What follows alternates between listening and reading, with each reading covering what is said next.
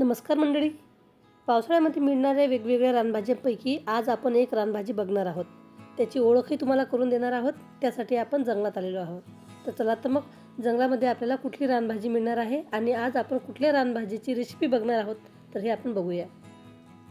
सध्या पावसाळा ऋतू चालू आहे आणि पावसाळ्यामध्ये येणाऱ्या रानभाज्या त्यांची माहिती, ओळख तसेच रेसिपी आपण आपल्या चॅनलवरती अपलोड केलेली आहे आणि यापुढेही आपण अपलोड करणार आहे. तर आज जंगलामध्ये आपण जी रानभाजी घेणार आहोत ती अतिशय चविष्ट, पौष्टिक आहे आणि सहज आपल्याला कुठेही उपलब्ध होते. परंतु कुठलीही भाजी न घेता किंवा आपल्याला त्या भाजीची ओळख असल्याशिवाय ती भाजी घ्यायची नाही. तर तुम्हाला या भाजीची ओळखसुद्धा मी आता करून देणार आहे. तर ती भाजी आहे केना. तर हे गवत म्हणून प्रसिद्ध आहे. आपल्याला शेतामध्येही ही भाजी गवत म्हणून भरपूर बघायला मिळते. तर रानामध्ये ही भाजी सहज उपलब्ध असते. तर केण्यासोबत आपल्याला आघाडासुद्धा दिसलेला आहे. तर आघाड्याचीही भाजी करतात आणि केण्याचीही भाजी करतात. वेगवेगळ्या प्रकारच्या रेसिपी या केण्याच्या केल्या जातात. तसेच याची भजी अतिशय चविष्ट लागते. तर आज आपण भजी बनवणार आहोत, तसेच याची भाजीसुद्धा बनवणार आहोत. जंगलामध्ये सहज म्हणून फिरायला आलो तर फिरताना आपल्याला बऱ्याच रानभाज्या दिसतात. जसे की टाकळा, कुरडू, केना, आघाडा अशा कित्येक रानभाज्या आहेत ज्या सहज आपल्याला जंगलामध्ये दिसतात. तर आपण केना आणलेला आहे, तो स्वच्छ धुवून काढलेला आहे. महत्त्वाचं म्हणजे केना हा भरपूर प्रमाणामध्ये आपल्याला बघायला मिळतो. वेगवेगळ्या आकाराचा, वेगवेगळ्या साईजमध्ये केना आहे. त्याची फुलं फक्त निळीच असतात. तर मी 4 ते 5 प्रकारचा केना बघितलेला आहे. परंतु अशा प्रकारचा जर केना मिळाला तर याची भजी मस्त बनतात, मस्त तयार होतात. मोठी मोठी म्हणजे पकोड्यासारखी भजी तयार होतात. तर आपण यातील मस्त मोठी पानं आणि चांगली पानं शोधून काढलेली आहे, म्हणजे निवडून काढलेली आहे. ती स्वच्छ धुवून काढलेली आहे आणि या पानाची आता आपण भजी बनवणार आहोत. भजी पौष्टिक आहे आणि अतिशय चविष्टसुद्धा आहे. भजी बनवायला 1 वाटी बेसन घेतलेलं आहे. पाव चमच्यापेक्षाही कमी हळद घेतलेली आहे. अर्धा चमचा ओवा, 2 चमचे तांदळाचं पीठ, 2 हिरव्या मिरच्या, 3-4 लसूण पाकळ्या, अर्धा चमचा जिरे, ते आपण थोडंसं जाडसर कुटून घेऊ. पाव चमचा लाल मिरची पावडर टाकलेली आहे. चवीनुसार मीठ टाकायचं. मिरची, लसूण, जिरेचा जे आपण ठेचा तयार केलेला आहे, जाडसर कुटून घेतलेला आहे, ते टाकलेलं आहे. जर तुमच्याकडे तांदळाचं पीठ नसेल तर तुम्ही यामध्ये कडकडीत तेलाचं मोहन टाकू शकता. मिक्सरचं भांडं धुवून पाणी टाकलेलं आहे आणि हे मस्त आता सरभरीत भिजवायचं आहे. तुम्हाला जर अशा प्रकारच्या रानभाज्या आवडत असतील, रानभाज्यांच्या वेगवेगळ्या पारंपरिक आणि चविष्ट रेसिपी आवडत असतील तर हा व्हिडिओ शेवटपर्यंत बघा. व्हिडिओ आवडला तर व्हिडिओला लाईक करा, शेअर करा आणि जर तुम्ही माझ्या चॅनलवरती नवीन असाल तर चॅनलला सबस्क्राईब नक्की करा.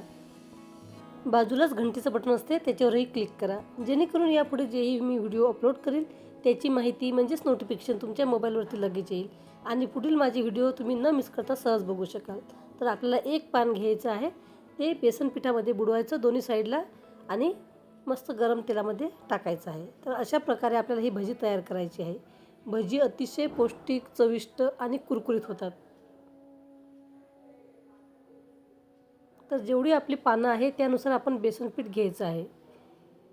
तर मी आता 14 ते 15 भजी तयार करणार आहे. तर त्यासाठी 1 वाटी बेसन पीठ परफेक्ट झालेलं आहे.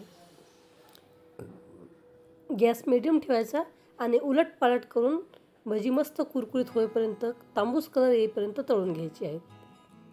अतिशय खमंग आणि कुरकुरीत भजी आपल्याला तयार करायची आहे आणि ही भजी तुम्ही अशी नुसतीही खाऊ शकता किंवा चहासोबत खायला एकदम भन्नाट लागणारी ही भजी तयार होतात. टोमॅटो सॉससोबत खाऊ शकता किंवा अशीही खाल्ली तरीही भजी खूप छान लागतात.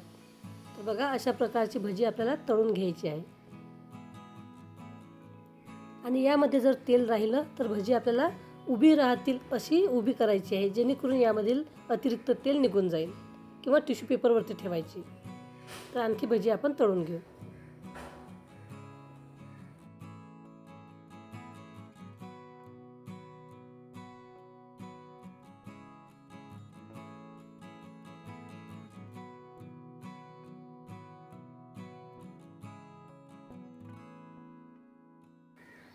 अशाच पद्धतीनं सर्व भजी तळून घ्यायची आहे आणि विशेष म्हणजे ही भजी ज्या बाजूने देठ असतो तर त्या बाजूने अशी उभी करायची. बघा, मी तुम्हाला दाखवते. अशी उभी करायची, जेणेकरून यामध्ये जे काही आतमध्ये तेल गेलेलं असेल ते तेल बाहेर निघून जाईल आणि भजी आपली कमी तेलकट होतील. तसं तर या भजींना तेल जास्त लागत नाही, थोडंसं तेल असलं तर ते सुद्धा निघून जाईल. तर बघा, भजी मस्त तयार झालेली आहे केन्याच्या पानांची. रेसिपी आवडली तर नक्की करून बघा आणि खाऊन बघा. सध्या पावसाळा आहे आणि अशा प्रकारचा हा केना सर्वत्र उपलब्ध आहे, उगवलेला आहे.